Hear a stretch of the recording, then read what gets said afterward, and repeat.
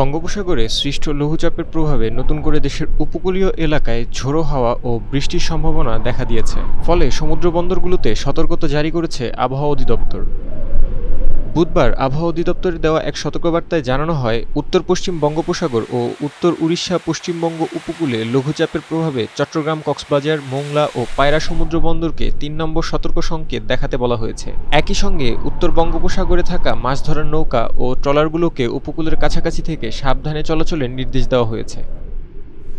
আবহাওয়া অফিস জানায়, লঘুচাপের প্রভাবে বৃহস্পতিবার থেকে দেশের বিভিন্ন অঞ্চলে বৃষ্টির পরিমাণও বাড়তে পারে। তবে গত সপ্তাহের মতো এবার ভারী বর্ষণের আশঙ্কা কম। রাজধানীতেও হালকা থেকে মাঝারি বৃষ্টির সম্ভাবনা রয়েছে।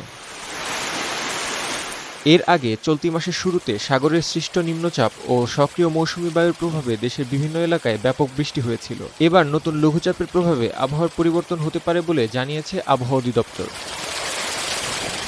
সাফায়েত নূর, টাইমস টুডে।